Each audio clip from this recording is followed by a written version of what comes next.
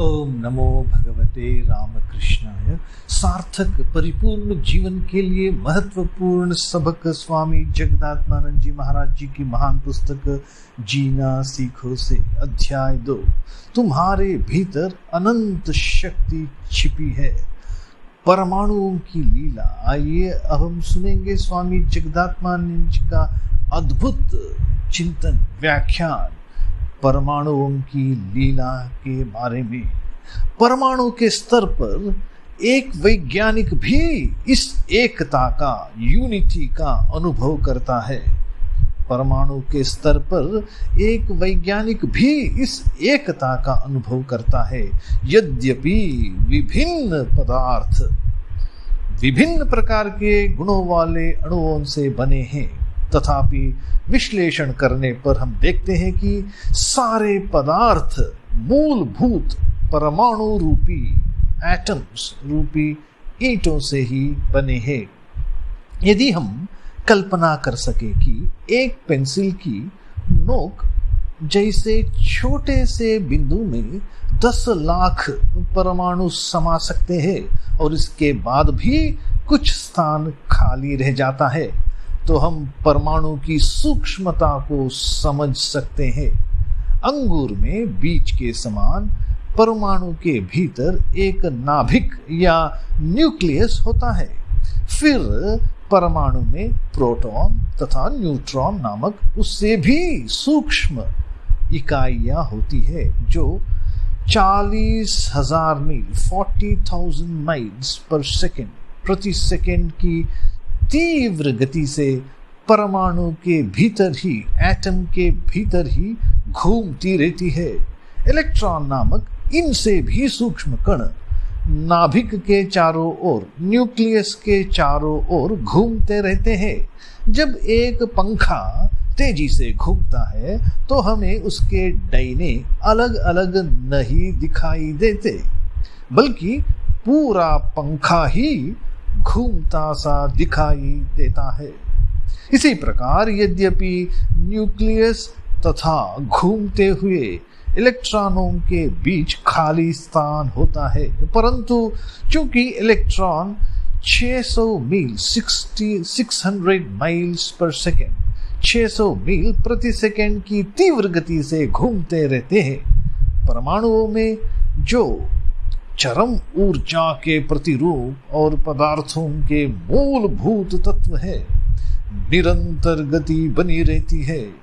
ये पदार्थ भोजन, ईंधन, वस्त्र तथा अन्य असंख्य वस्तुओं के रूप में हमारे काम आते हैं। हमारे शरीर के ताने बानों के रूप में उसके विभिन्न अवयवों के निर्माण के साधन बन जाते हैं, मानव जाति का रूप ले लेते हैं तथा सूक्ष्म अणु के आकार के जीन बनकर, क्रोमोसोम्स बनकर आनुवंशिकता, हेरिडिटी का निरंतर्य बनाए रखते हैं। हेरिडिटी का निरंतर्य, कंटिन्यूटी बनाए रखते हैं। टाइपों के कागज पर मुद्रण से पुस्तकें बनती है। अर्थपूर्ण वाक्य बनाने के लिए टाइप के अक्षरों को एक विशेष क्रम में सजाया जाना चाहिए। इन टाइपों के संयोजन में एक क्रम तथा व्यवस्था होती है।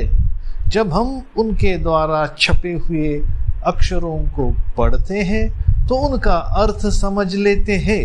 हमें जरा भी संदेह नहीं होता कि टाइपों का विशिष्ट क्रम लेखक की इच्छा अनुसार सजाया जाता है। यह अति जटिल, विविधतापूर्ण तथा रहस्यमय जगत भी क्रमहीन, अनियमित तथा अव्यवस्थित नहीं है।